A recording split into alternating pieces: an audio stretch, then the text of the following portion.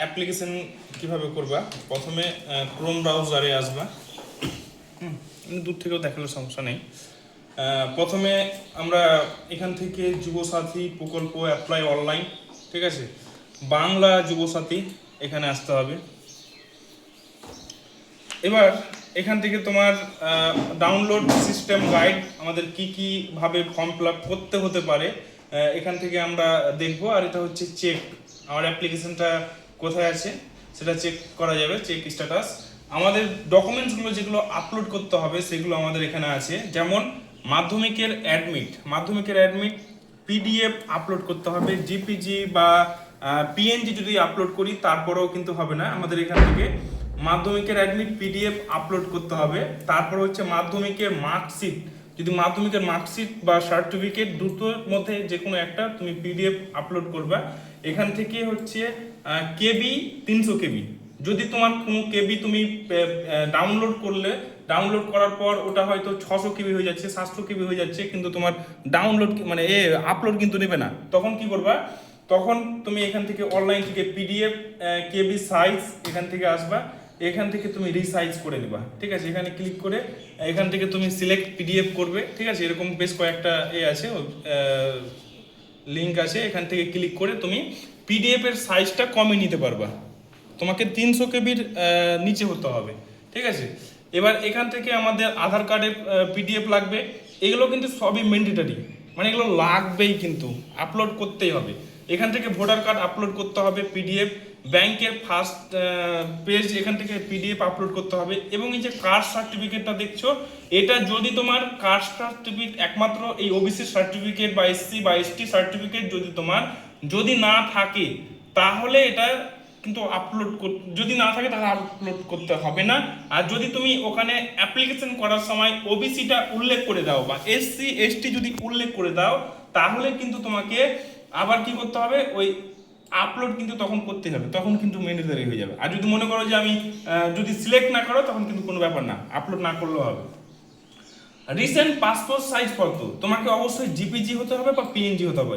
তুমি যদি জিপিইজি হয়ে যায় তখন কিন্তু আপলোড হবে না, এরকম, ঠিক আছে। জিপিইজি, এই যে এই ফরম্যাটটা যদি পিকচার অনেক সময় এই ফরম্যাটে থাকে পিকচার, জিপিইজি যদি এই ফরম্যাটে থাকে তবুও কিন্তু আপলোড নেবে না, তোমাকে এটা কনভার্ট করে নিতে হবে।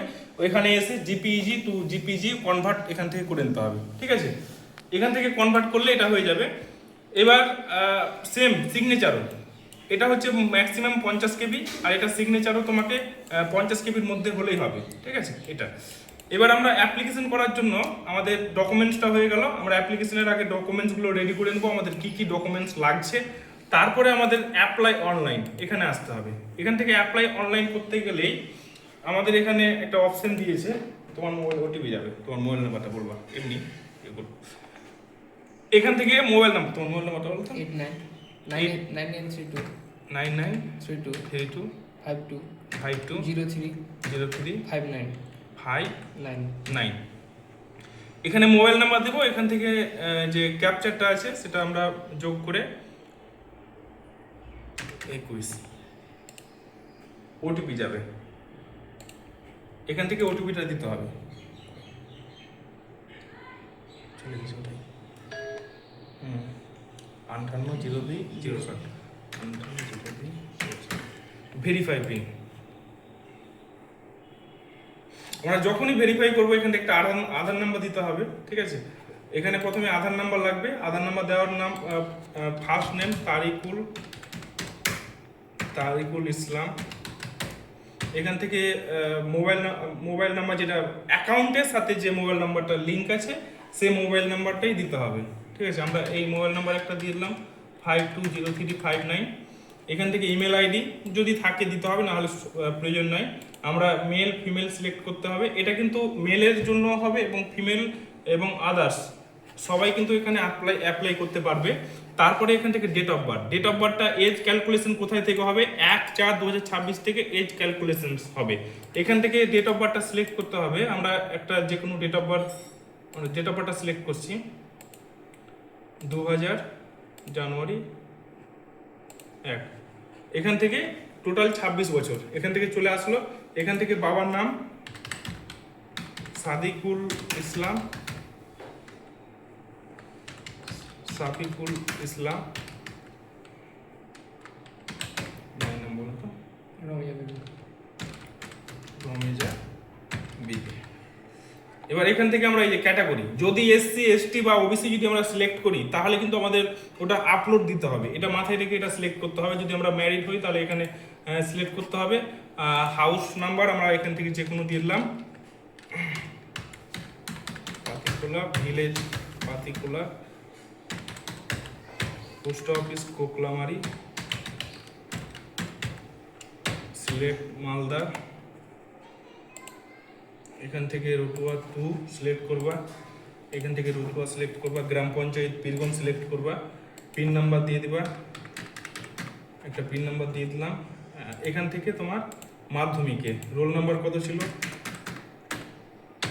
একটা নাম্বার দিয়ে দিলাম, 0415, কত সালে পাস করেছো, ধরুন 2015 সালে পাস করেছো, আমি এটাকে দিয়ে দিলাম। এবার তোমার হাইস্ট কোয়ালিফিকেশনস কি সেটা দিয়ে দেবা, গ্র্যাজুয়েশন। তুমি বর্তমানে কি করো, হ্যাঁ, তুমি যদি তোমার স্টাডি করো বা প্রাইভেট পড়াও বা যে কোনো জিনিস একটা তুমি দিয়ে দিতে পারো। আমি বা বেকার, ঠিক আছে,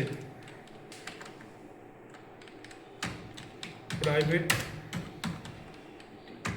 করে দিলাম। এবার এখান থেকে ব্যাংক অ্যাকাউন্ট নাম দিবা, কোন ব্যাংক, এসে ইন্ডিয়ান ব্যাংক, আমরা এরকমভাবে দিলাম। এবার এখান থেকে ব্রাঞ্চ একটা মালদা করে দিলাম, অ্যাকাউন্ট নাম্বার দিয়ে দিলাম।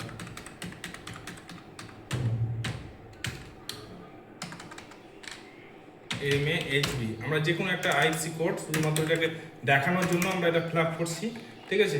আধার নাম্বারও সেম, একটা আধার নাম্বার দিয়ে দিলাম, 1 2 3 4 5 6 7 8। এখান থেকে সেভ, আমরা সমস্ত ডিটেলসগুলো ভালোভাবে মিলিয়ে নেব। মিলিয়ে নেওয়ার পর যদি সব কিছু ঠিকঠাক থাকে তাহলে আমরা সেভ অ্যান্ড বেসিক ডিটেলস এখানে ক্লিক করব।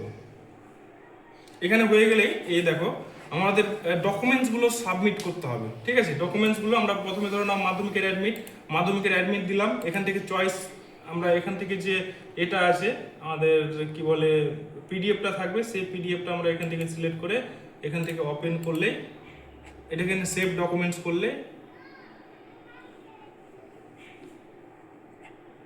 দেখবা ঠিক মাধ্যমিকের অ্যাডমিটটা এখানে আপলোড হয়ে গেল, ঠিক আছে।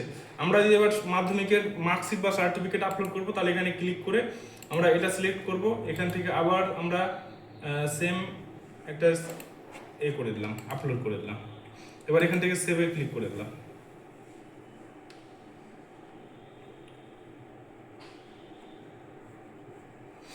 ঠিক আছে, এটা হয়ে গেল।